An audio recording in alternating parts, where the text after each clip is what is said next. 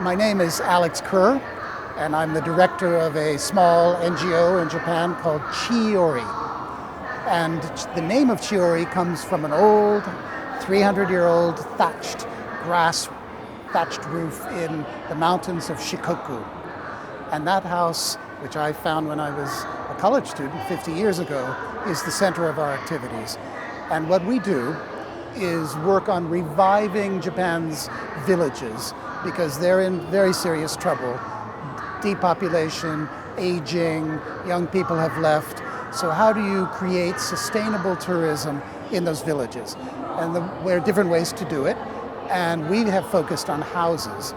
We've done about 50 of them in different villages, and it brings visitors to remote locations where they stay. They don't just come in a big bus and leave.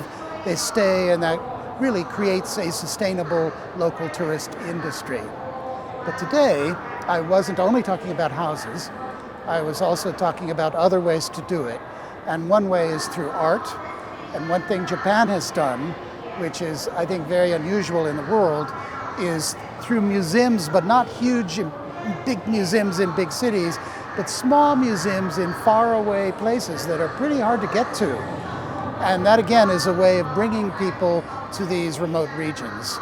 And that kind of art has been called sweaty and inconvenient art, which means that you've got to really kind of work to get there. But when you do, it's fascinating, and there's a lot of cool stuff. And these have been very successful, and they draw millions of visitors.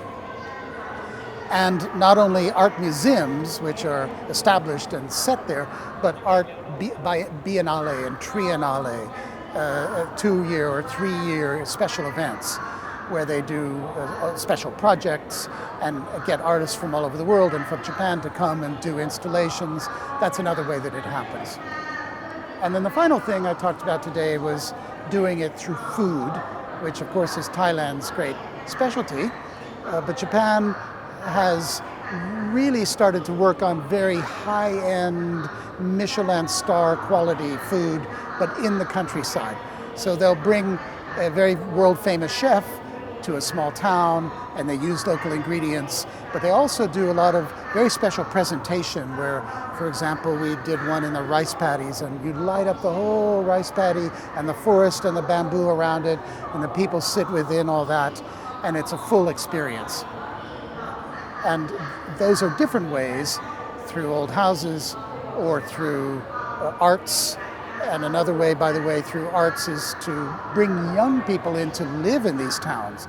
So some of the towns actually find empty houses and provide them to young artists.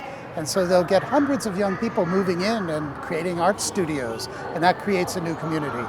So houses and arts and food, these are three kind of new ways to revitalize the countryside.